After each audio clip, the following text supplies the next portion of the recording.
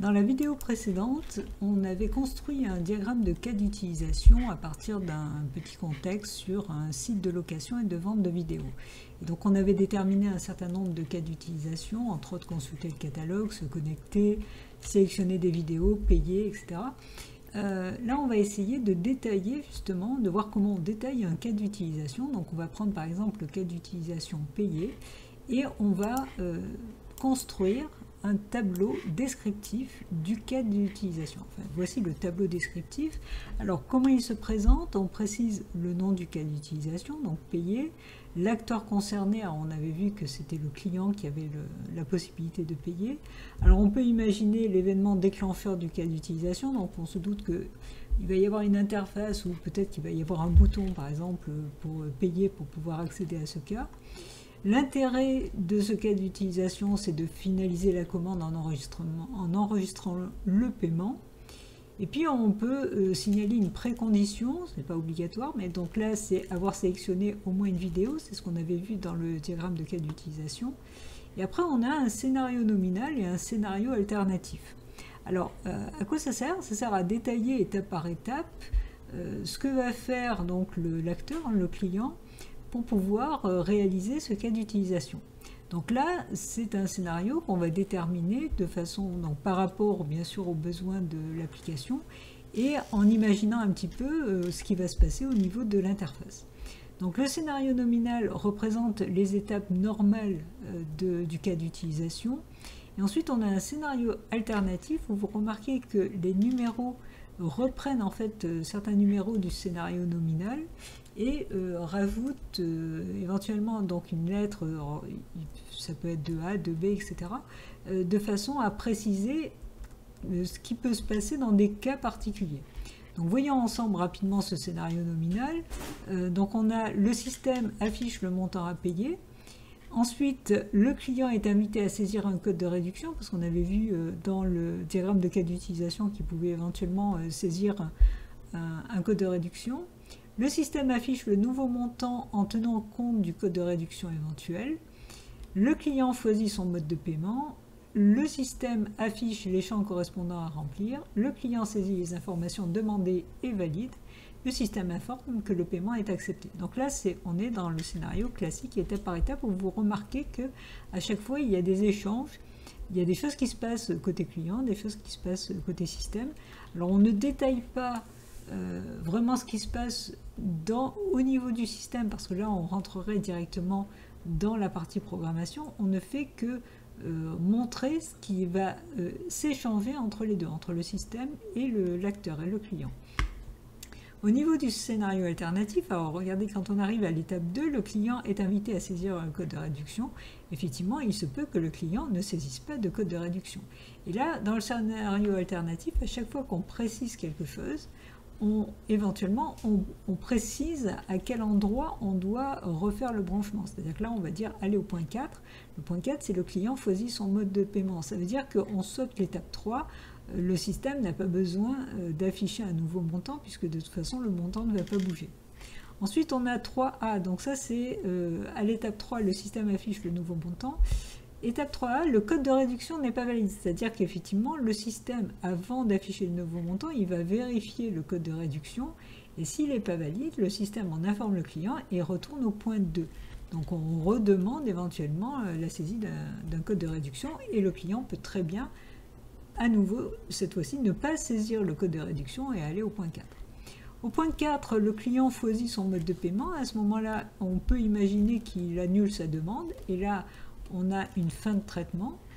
Idem au point 6, le client saisit les informations demandées et valide suite à l'affichage des champs correspondants. Là, on peut imaginer que le client annule la saisie. Et à ce moment-là, il y a retour au point 4, c'est-à-dire qu'il peut très bien s'être trompé de mode de paiement, donc on lui donne la possibilité d'en choisir un autre, en rappelant qu'au point 4, il peut très bien carrément annuler sa demande aussi. Et enfin, le point 7, le système informe que le paiement est accepté. Il peut y avoir un refus de paiement. Imaginons que ce soit la carte bleue qui l'a saisie et que la carte bleue ne soit pas correcte. À ce moment-là, le système informe le client et retourne au point 4. Donc, le client peut à nouveau choisir un autre mode de paiement, voire, à cause du 4A, peut annuler sa demande. Donc là, on a essayé de construire un scénario qui va permettre un petit peu toutes les possibilités. Et ce scénario, on peut très bien, parce que là, il est présenté de façon textuelle, on peut très bien le présenter de façon graphique. Et là, pour cela, on va construire ce qu'on appelle un diagramme d'activité, qui est donc une représentation graphique bien sympathique pour un cas d'utilisation, un tableau de cas d'utilisation. Donc pour cela, on va essayer de détailler, alors je vais mettre pour le moment un petit peu sur le côté. Donc on va essayer de voir étape par étape ce que l'on doit repérer. Alors déjà, on peut repérer ce qu'on appelle les rôles, c'est-à-dire qui intervient et qui fait quoi. Et là, on a entre autres le client, mais on a aussi le système. Donc on voit bien qu'il y a des choses qui sont faites par le client, des choses qui sont faites par le système. Et ça, on peut le représenter effectivement. Alors, on va ici le représenter sous forme tout simplement de tableau. Donc on n'a que 2 rôles, donc on va prendre 2. On va choisir la représentation la plus classique, c'est-à-dire comme ceci. Voilà. Et là, donc, je peux avoir un tableau dans lequel je vais avoir 2 colonnes. Alors, j'aurais dû agrandir plutôt celle-là. Voilà. Idem là. Voilà, donc, j'essaye de prendre le maximum de place.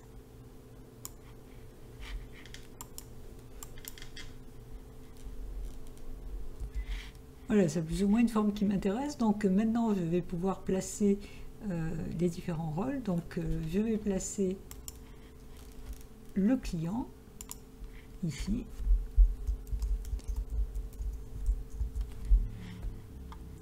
Et je vais placer... Ah, non, c'est pas ça que je vais déplacer, c'est le client. Voilà.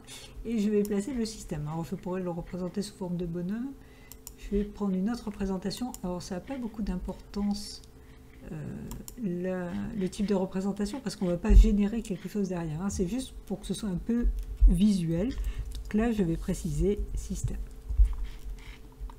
Ok, donc là maintenant je sais déjà que je vais avoir donc des échanges entre le client et le système et je vais pouvoir placer les actions, les différentes actions qui sont représentées tout simplement dans le scénario nominal. Donc quand on me dit le système affiche le montant à payer, donc ça c'est cette première action, elle est du côté système. Donc je vais choisir une activité qui est en fait, en réalité c'est une action. Donc, et là je vais marquer donc afficher montant. Et c'est le système qui s'en occupe. Étape suivante, le client est invité à saisir un code de réduction. Donc là, l'activité suivante, c'est le client qui s'en occupe. Donc je vais mettre activité. Alors à chaque fois, il me propose les liens. Je veux gérer moi-même les liens, donc j'annule à chaque fois tous les liens qu'il propose. Donc saisir code de réduction. Ok. Étape suivante, le système affiche le nouveau montant. Donc je vais afficher le montant final. Donc, afficher montant final. Ok. Étape suivante, le client choisit son mode de paiement. Donc ça c'est le client qui s'en occupe. Alors choisir mode paiement.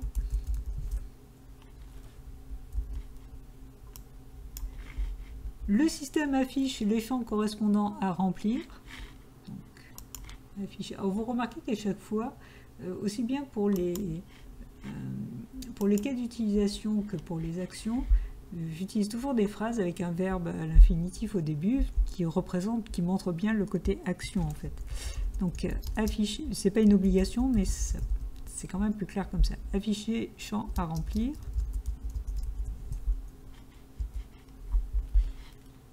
Ensuite, le client saisit les informations demandées et valide.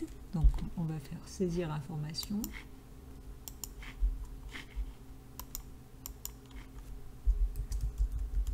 Saisir information.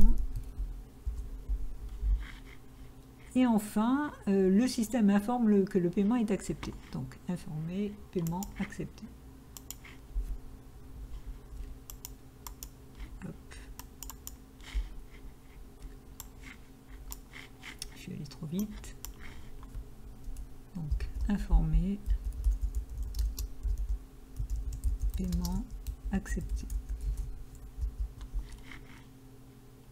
Voilà, donc là, on s'est occupé déjà de placer les différentes actions par rapport au rôle correspondant. Maintenant, on va ordonner ces actions. Vous remarquez que je les ai déjà placées dans l'ordre par rapport au scénario. Mais on doit pouvoir donc les enchaîner de façon visuelle. Et pour cela, il suffit de préciser, donc de les mettre les unes à la suite des autres, en faisant tout simplement une flèche qui représente le passage d'une action à l'autre. Alors, par habitude, normalement, on fait des flèches cassées comme ça. Voilà. Alors, je vais le faire rapidement. Voilà, donc là on parle en fait de transition séquentielle, puisque les actions se suivent les unes à la suite des autres, à l'image de ce que l'on voit dans le scénario nominal. Maintenant, on va s'occuper d'un autre type de transition, ce sont les transitions conditionnelles, parce qu'effectivement on va tenir compte cette fois-ci du scénario alternatif qui comporte un certain nombre de conditions. Donc prenons la première, le client ne saisit pas de code de réduction, allez au point 4. Alors je vous rappelle que ceci intervient au niveau du point 2, lorsque le client est invité à saisir un code de réduction, donc c'est ici. Et là, il décide donc de ne pas saisir, et le point 4, c'est le client choisit son mode de paiement. Donc si jamais il ne saisit pas de code de réduction, il faut l'envoyer directement là. Alors comment ça va être représenté? Eh bien il va falloir en fait rajouter... l'ascenseur. Voilà. Je vais y arriver. Il va falloir rajouter une condition. Donc, je vais descendre un petit peu tout ça. Et la condition va se faire avec... Alors, si je retrouve ma condition... Voilà, c'est là. Donc, c'est avec la décision qui est sous forme de losange. Alors, par défaut, il affiche le nom. Bon, ça c'est pour ceux qui utilisent WinDesign, vous pouvez le paramétrer autrement, mais moi à chaque fois ce que je vais faire, c'est demander au niveau de l'affichage, je ne veux pas que le nom apparaisse, tout simplement. Donc ça je le ferai rapidement pour les fois suivantes.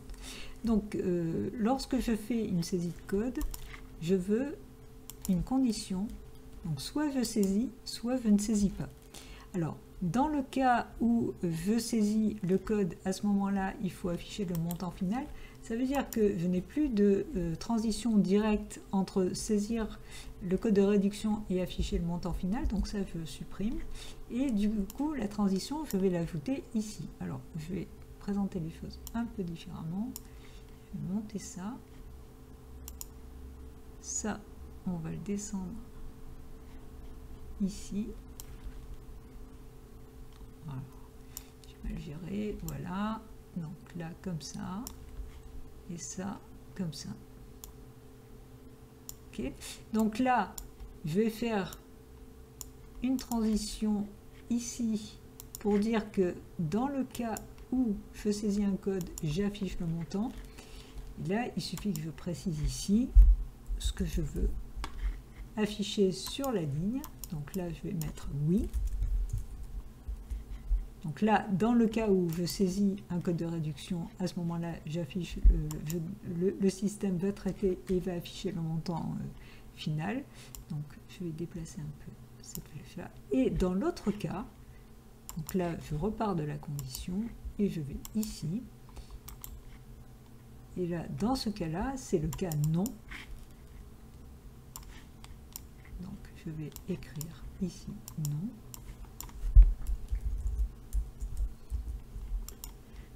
À ce moment-là, je passe directement au point 4, comme c'est marqué dans le scénario 2A, je vais au point 4, c'est-à-dire choisir un mode de paiement. Alors, qu'est-ce qu'on trouve encore dans le scénario alternatif? C'est au point 3, lorsque le système affiche le nouveau montant. On a le 3A, le code de réduction n'est pas valide, le système en informe le client. Donc ça veut dire que cette transition de oui directement sur afficher montant final, finalement c'est pas bon. Il faut qu'on ait une étape intermédiaire, c'est l'étape où on va contrôler en fait le code de réduction. Et si jamais il y a une erreur, eh bien on retourne au point 2. Donc on va remonter sur saisir le code de réduction. Par contre, si il n'y a pas d'erreur, à ce moment-là, on peut afficher le montant final.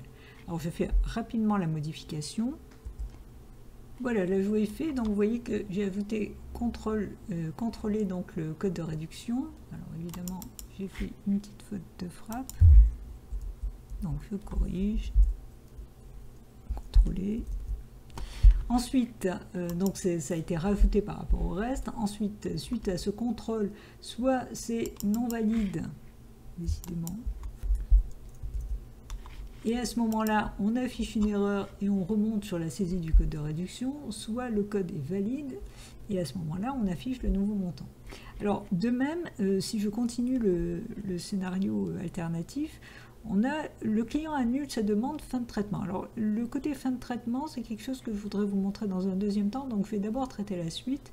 Le client annule la saisie, et on retourne au point 4. Alors ça, c'était par rapport au point 6, lorsque le client saisit les informations demandées et valides.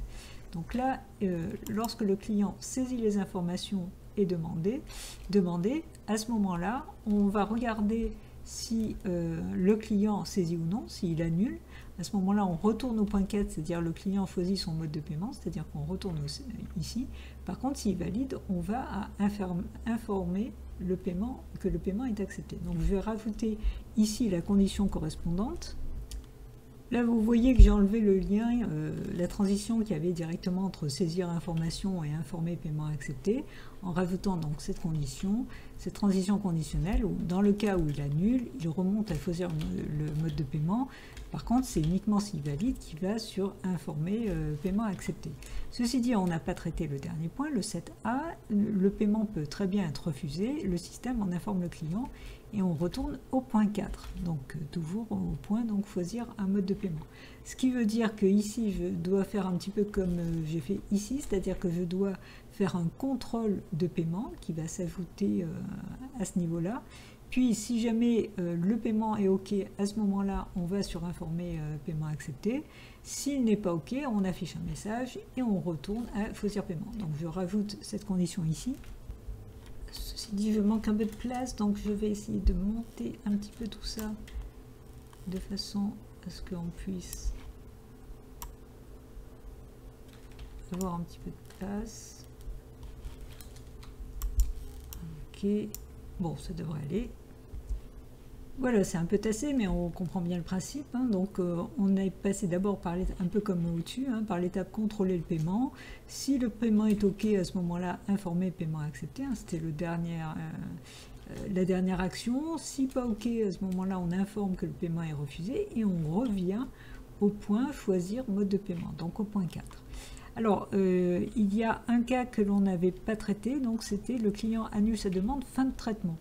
Alors là, on parle plutôt d'état, donc il y a en fait plusieurs états possibles au niveau du diagramme d'activité. Il y a donc l'état, en fait, le démarrage de l'activité. Il faut toujours préciser à quel moment elle démarre, à quel moment elle se termine, hein, après quelle action elle se termine.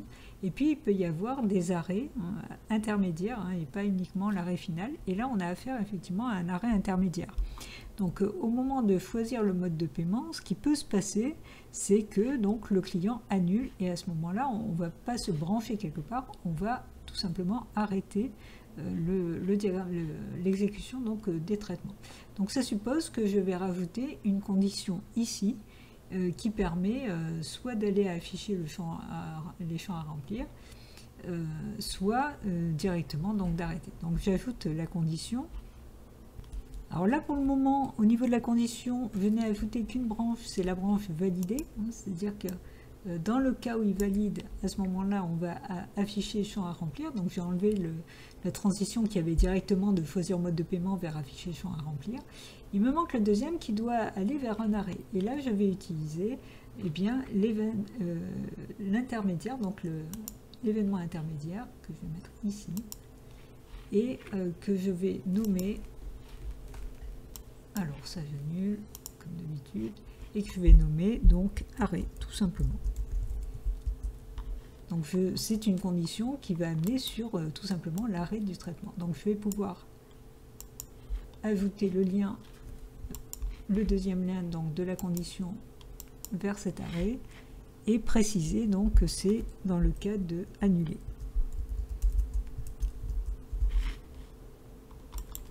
Voilà, donc là je vais le positionner un peu mieux, annuler ici. Et je vais un peu écarter là. Voilà. Ok, alors ces étapes justement, eh bien j'avais précisé tout à l'heure qu'il y avait aussi le démarrage et la fin. Alors effectivement, on a l'événement de début, hein, le démarrage donc du diagramme d'activité, et ça va se faire au début sur afficher le montant à payer. Hein, c'est la première étape. Donc du coup, je vais ajouter l'événement de début ici.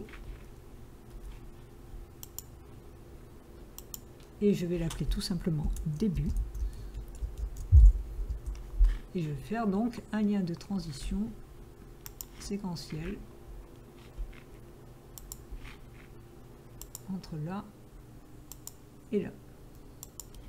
Et de même, je vais ajouter l'événement de fin.